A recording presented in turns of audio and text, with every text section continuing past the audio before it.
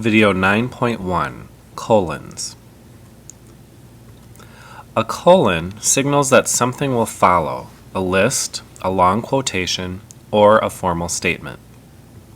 Use a colon before a list of items, especially after the words "the following" or "the following items." For example, among Dickens' most popular novels are the following: A Christmas Carol, Great Expectations, and A Tale of Two Cities. Exception: do not use a colon when the list follows the main verb of a sentence or a preposition. For example, the main characters in the Harry Potter books are Harry, Ron, and Hermione. Formal statement or quotation. Use a colon before a formal statement or quotation and before a long quotation that is set off as a block, any quotation of more than 3 lines. For example, the editor points out why A Tale of Two Cities is unique among Dickens's novels. It is the one work in the whole series that fully merits the title of historical novel. Long quotation.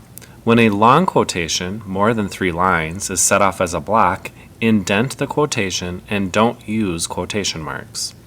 For example, A Tale of Two Cities begins with a long run-on sentence that states a series of paradoxes.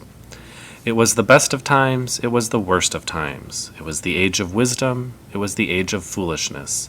It was the epoch of belief, it was the epoch of incredulity. It was the season, and so on.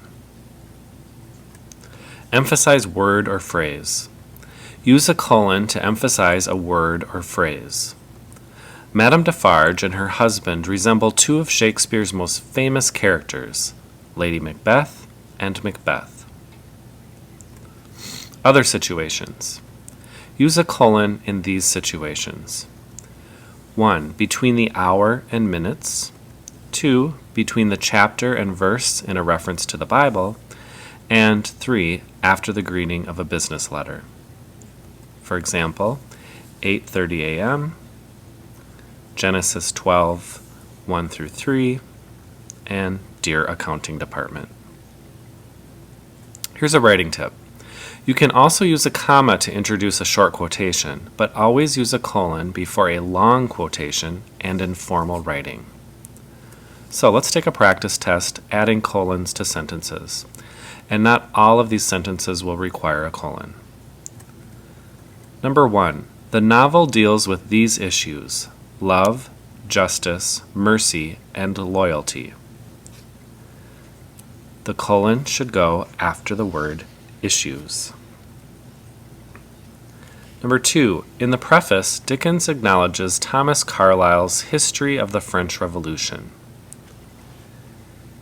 If you guessed this sentence doesn't need a colon, you are correct. Number 3. Here's Dickens' stated purpose. It has been one of my hopes to add something to the popular and picturesque means of understanding that terrible time.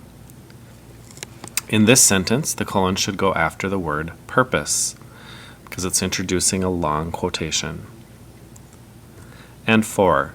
Readers can never forget Madame Defarge's hobby, knitting. And in this sentence, the colon goes after the word hobby, because we're emphasizing the word knitting. That's it for colons. Good luck practicing on your own.